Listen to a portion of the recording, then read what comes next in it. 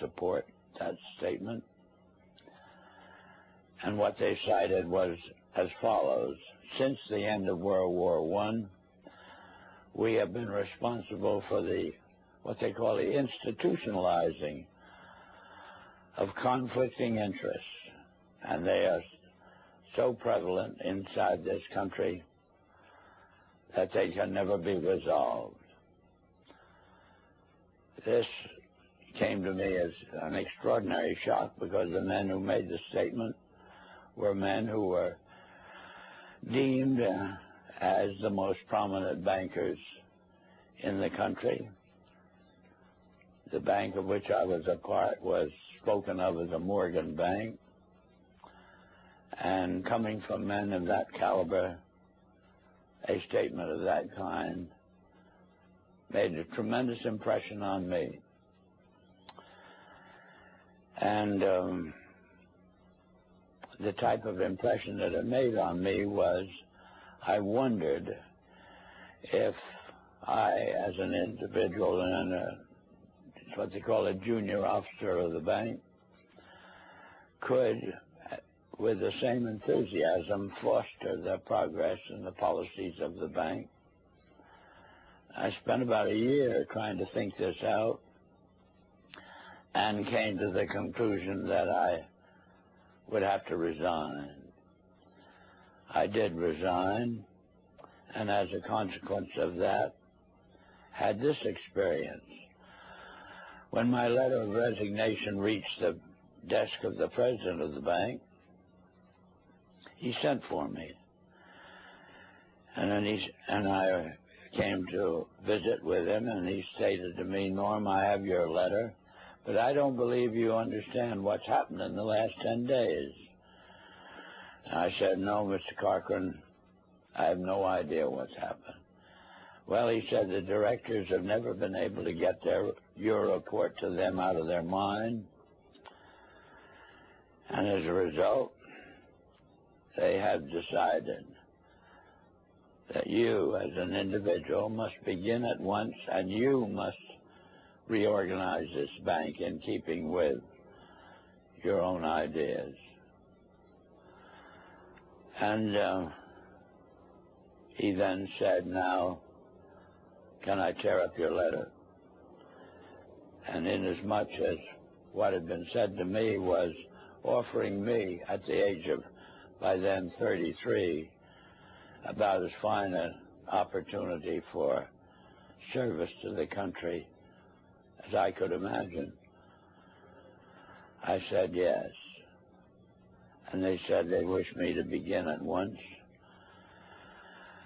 And I did, and suddenly, in the span of about 6 weeks, I was not permitted to do another piece of work. And every time I brought the subject up, I was kind of patted on the back and said, and told, stop worrying about it, Norm. Pretty soon you'll be a vice president, and then you'll have quite a handsome salary and ultimately be able to retire on a very worthwhile pension. In the meantime, you can play golf and tennis to your heart's content on weekends. Well, Mr. Griffin, I found I couldn't do it. I spent a year figuratively with my feet on the desk doing nothing, and I just couldn't adjust to it. So I did resign. And this time, my resignation stuck, and then I got my second shock, which was the discovery that the doors of every bank in the United States were closed to me, and I never could get a job, as it were, in a bank. So I found myself, for the first time since I graduated from college, out of a job. And from there on, I followed various branches of the financial world, ranging from investment counsel to membership of the stock exchange, and finally ended up as an advisor to a few individuals who had capital funds to look after.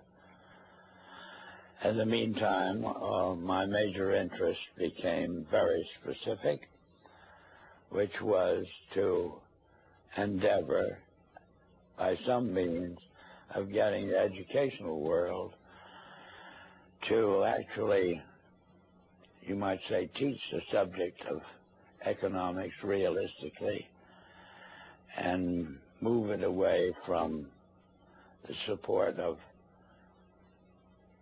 various speculative activities that characterize our country. And I have had that interest, and you know how as you generate a specific interest, you find yourself gravitating toward persons with similar interests.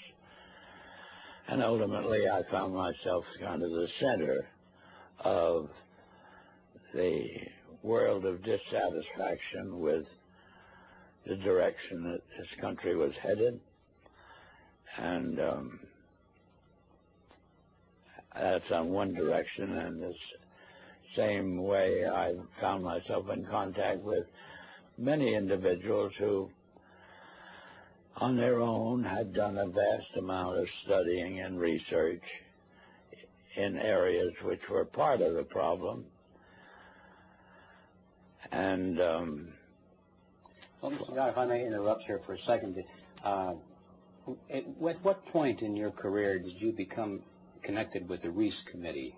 1953. 1953. Yeah. And what was that capacity, sir?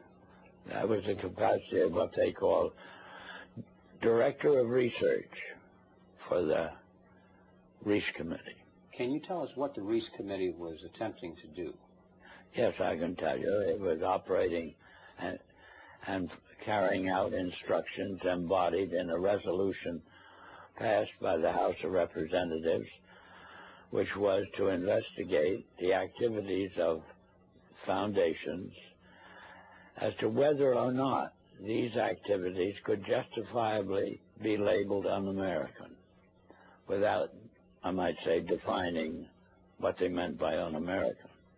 But that was the resolution, and the committee had then the task of selecting a council, and the council in turn had the task of selecting a staff, and he had to have somebody who would direct the work of that staff, and that was what they meant by the Director of Research. What were some of the details, the specifics that you told the committee at that time? Well, Mr. Griffin, in that report, I specifically, number one, defined what was, to us, what was meant by the phrase un-American. And we defined that in our way as being a determination to effect changes in the country by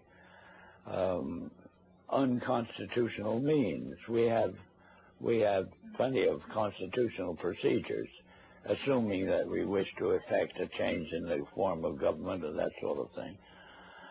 And therefore, any effort in that direction which did not avail itself of the procedures which were authorized by the Constitution could be justifiably called un-American.